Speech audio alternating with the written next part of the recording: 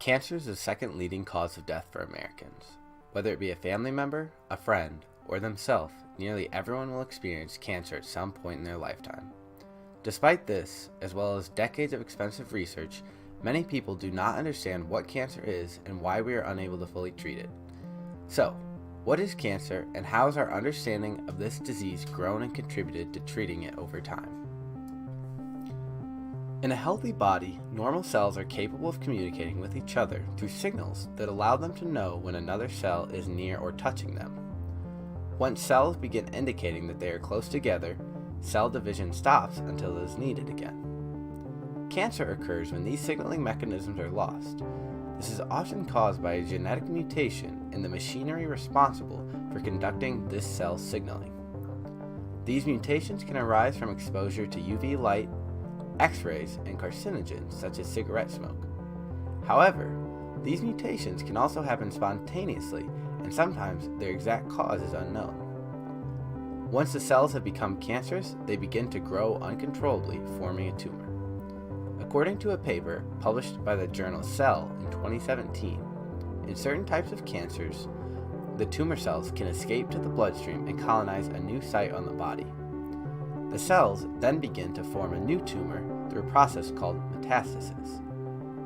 Since so many factors can play into cancer development, prevention and treatment can be extremely complicated.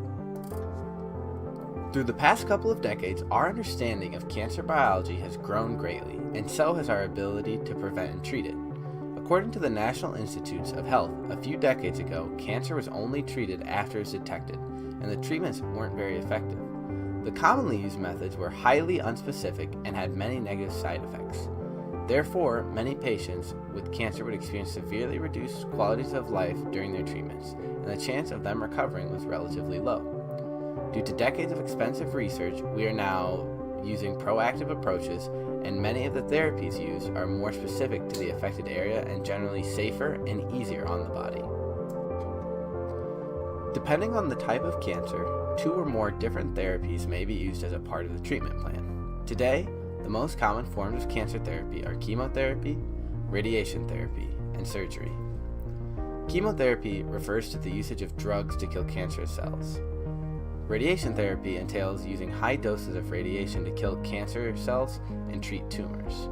Surgery can also be used to remove tumors as well by simply extracting cancerous tissue off of the body. As we learn more about cancer, our forms of treatment improve. This enables us to save more and more lives every day. The U.S. government alone contributed $5.74 billion to the National Cancer Institute in 2019, which is a $79 million increase from 2018. In addition, there is significant research being done at private organizations funded by philanthropy.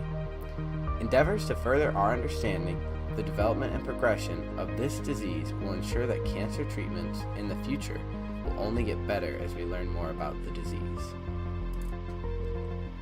For generations, cancer has affected people across the world. Our treatments have progressed greatly over the past several decades and will only continue to improve. Advances in personalized and targeted treatments show lots of promise for increasing the survival rate, and our ever-improving understanding of the molecular workings of cancer may one day create a cure.